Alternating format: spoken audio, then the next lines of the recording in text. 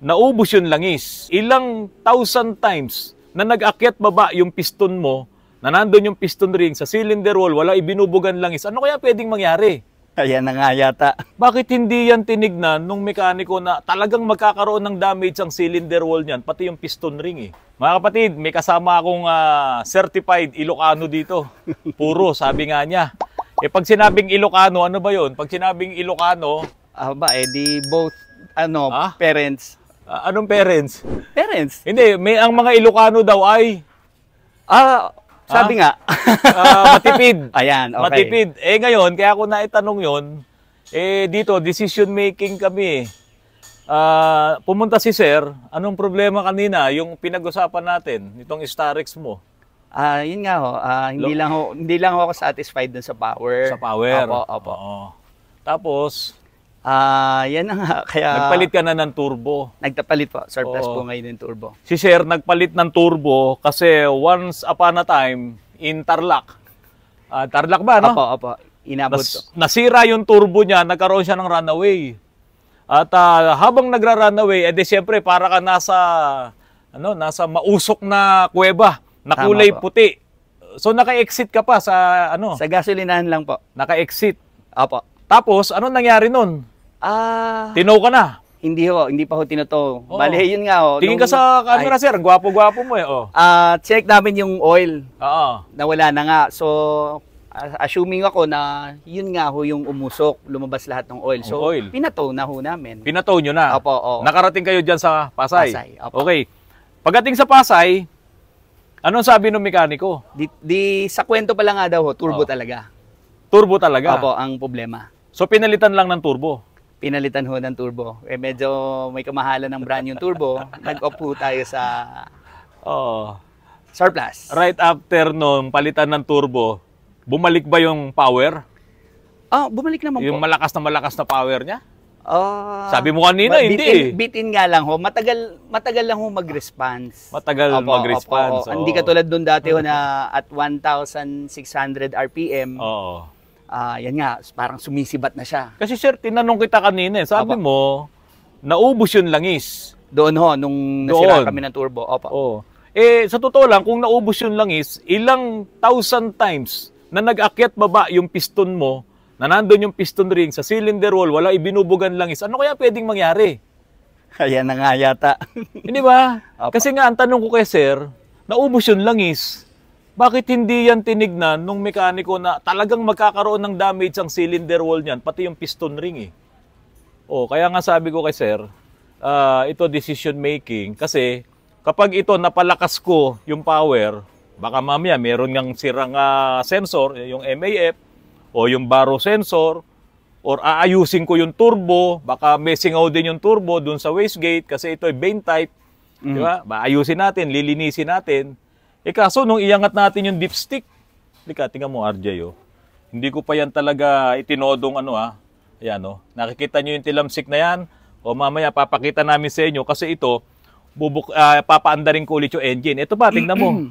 Ito, yung mga langis na yan, kung saan nanggagaling yan. So ito, Sir Robert, decision making to, ito ba, ipapagawa mo pa sa akin, palakasin ko yung power, pero nakita mo naman kung gaano katindi yung pumping oil to eh. Talagang sumisirit yung langis eh.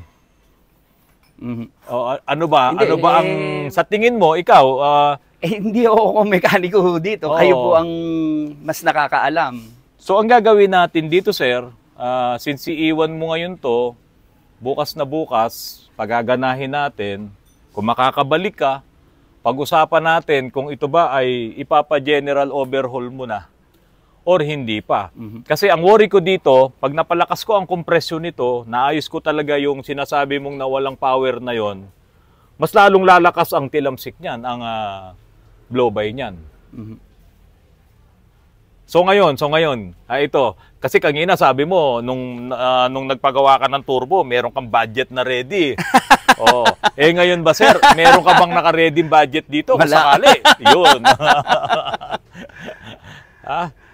Wala. Ang primary nga, di ba sabi ko, yan nga, yung low power, although nagagamit pa naman. At saka yung preno nga na isang issue ko po. Oo, kanina nung sinabi mong preno, sir, sabi ko nga, 4 na yata yung pinalitan ko ng ABS. Kasi mahina talaga ang ABS nito. Which is, ako din nakapagpalit na rin. Oo, nagpalit na rin siya ng ABS nung bago pa lang. So, marami-rami na palang ginastos tong Starex na to. Marami na rin po. Alam mo sir, bubulong ko lang sa'yo. Yung ibang mga customer ko, pagka ganyan ng issue, bebenta ko na lang yan. Kawawa naman yung bibili. Oo. Tapos lalagyan ko ng sticker sa likod. Uy, sa'yo pala galing to eh. Diba? Ngayon, start natin.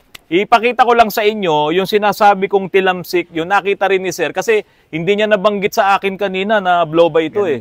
Habang nag-uusap kami dun eh. Pero sabi ko, alis na rin. Teka muna. Tingnan ko muna. O ngayon, i-start ko para makita nyo po yung sinasabi nating blow by.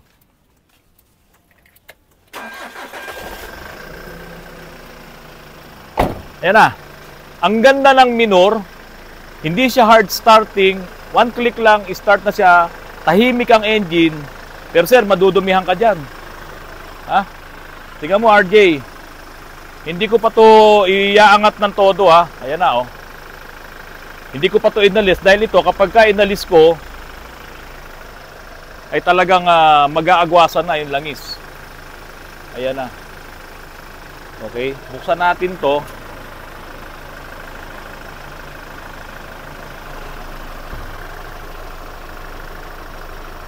Ito na po yung kondisyon ng makina ni Sir Robert. Itong Starex na to. So ito hindi pa masyadong mainit, pero ganyan na kalakas yung tilamsik ng oil. Balik ko na to. Maglalawa eh.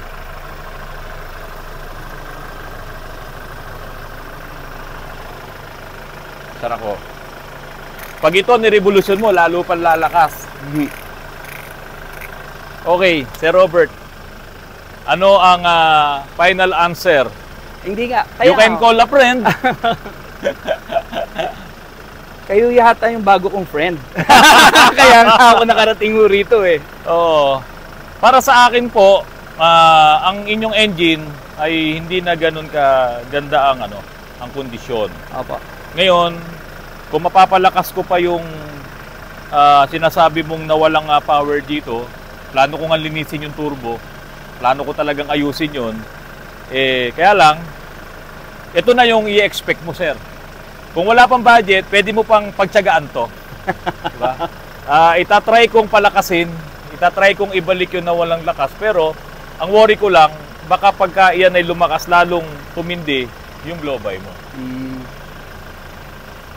So magdidesisyon ka ngayon, pwede mong iuwi ulit at maghintay na lang ng tamang pagkakataon pag may naipon Isa rin sa pag-uusapan din natin. Hindi ba?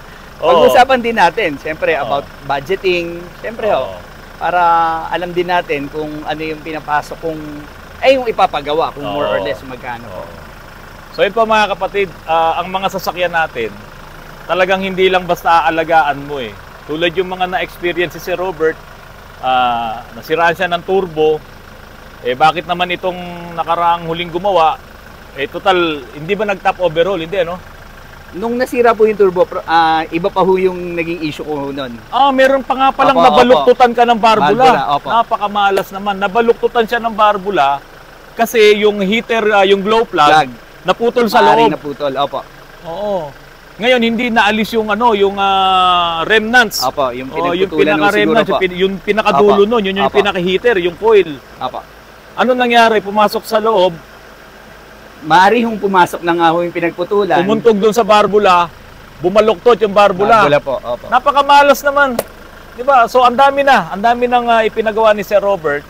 So sa dami rin naman ho nung tinatakbo nung sasakyan. Pero kahit na, dapat hindi mo rin ma-experience yun. So medyo milanas lang. Tandaan nyo na po si Sir Robert, baka ibenta niya to, huwag nyo bilhin. Pag ibinenta niya lang ganito, huwag nyo bilhin. Hindi naman. So hindi niya po gagawin yun. Opo. Mabait na tao, Ilocano, hindi ka mag-anak, kababayan ng misis ko. Lawag, Ilocos Norte, ang asawa ko, Solsona, Ilocos Norte, sa Kapasukin. Yung biyanang ko lalaki sa Pasukin. Talagang solid na Ilocano. Opo. Ayan. So, Sir Robert, ang maipapayo ko, kung may budget na i-overhaul natin, Pero ngayon, itry natin na linisin lang muna yung turbo. Hanggang doon lang muna tayo. Maibalik natin yung konting lakas na sinasabi mo. Pero kung makapag-decide ka, ngayong buong magdamag, makapag-isip ka, di ba, nasa sayo yan. Kung ibababa natin. Kasi ang Starex, napakahirap gawin. Kalas lahat to. Opo. RJ, pakita mo rito. Lahat yan. Kalas ang bumper, dito kalas. Kasi ang makina, hinihila mo pa ganito. Hindi yan katulad ng ibang mga sasakyan na iaangat mo makina. Ito hindi, hinihila mo pa gano'n ng makina. Kaya lahat yan tinatanggal. Sir Robert.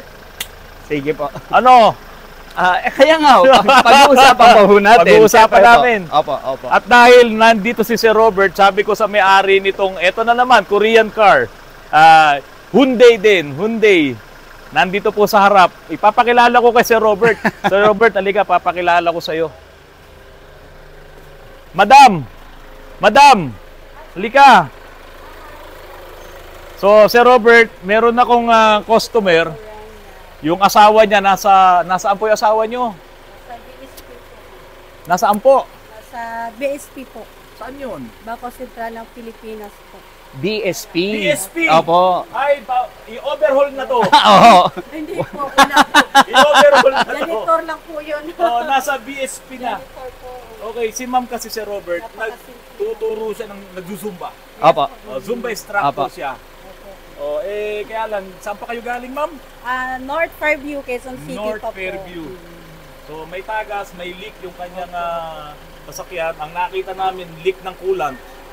No? Kaya lang, sabi ko kay ma'am, wag in-neglect yan. Kasi pag natuyuan ng coolant, mag-overheat yan. Nako, punta ka sa overhaul. Pero kaya naman pala ni sir. Nasa BSP po pala. Akala ko, Boy Scout of the Philippines. Magaling makamot yun. Kaya tayo sa kamot. Ang gastos. Batiin mo na si sir, ma'am, oh. Ay, boss! Nandito lang po ako kay Karandi sa Auto Run sa Antipolo sa Asuncion Road. Ma'am. Hinanap ko pa talaga. Oh, yun, oh. Grabe, ikot ng ikot, pero nakarating din. Ma'am, sample nga, Zumba, sample. Yun. Kita nyo yan, ha? Ma'am, baka pwedeng mangutang si Sir Robert kasi magpapa-overall. Oo. Sana all po eh, kaso napakababa BSP lang eh. po yung janitor po. Ay, susunod. Tagawalis lang po. Hindi naman po, ma'am. Naka-Hyundai. Ano, Kuya Rudy, ano nakita mo? Okay na ba? Okay na, yung sinasabi kong dapat i-check, okay naman, walang tagas. Ayan. So ma'am, tubig lang yung sinasabi mong diesel na tumatagas. Kaya, Thank you po. safe to use na yan, huwag ka na mag-alala, pero obserbahan mo rin. Baka mamaya nga may magpakita Huwag na naman po. tumatagas. Huwag naman po. So yan mga kapatid, mag-uusap muna kami ni Sir Robert dun sa problema niya. Napakalaking problema, mahina na 100,000 dito kapag ka natuloy ang overhaul. Tapos sira pa ABS, naku 34,000, ang sakit! Ang saklap, Kuya Eddie. Thumbs up ng thumbs up si Madam, oh. Ay, bibidyo kita. Oh. Oh. Okay na, okay. Madam, sabi mo yung hobby mo nasa BSP. Opo, janitor po. Janitor sa ano 'yon? Bangko Sentral ng Pilipinas. Sabi mo pautang, ha. Doon kami, naghahanap din kami mga utangan po. Tapos meron din akong bisita doon, ayun, oh. Kaya po, Ayun, oh. kapitbahay pa po. Kapitbahay, galing din ng Lagro. Ayan, oh, ayan, oh. Kita po ba kayo lahat? Oh, kita. Kung kailan hapon na, saka sila nagsidatingan, hindi ko man lang naipaganda ng masarap na yung merienda. Oh. Okay. Sige, ayan, oh. Ayan ang mga bisita ko ngayong hapon. At saka si Madam. Madam, ano pangalan ng hobby niyo po? Zumba Queen po. O, yung pangalan po ng husband niyo po? Si Alfred Pinco po. Ayan, mula Okay na po. Dahil po talaga siya sa inyo. from North Fairview, Quezon North City. Fairview. Kayo po? Lagro. Lagro, Quezon City. Ayan, dinalaw ako. Magkapitbahay po talaga.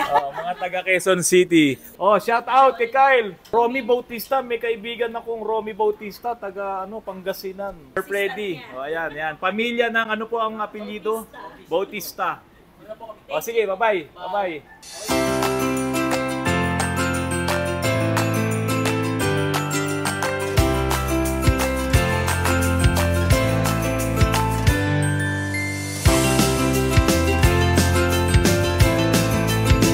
Sige po, mga kapatid, babay na muna.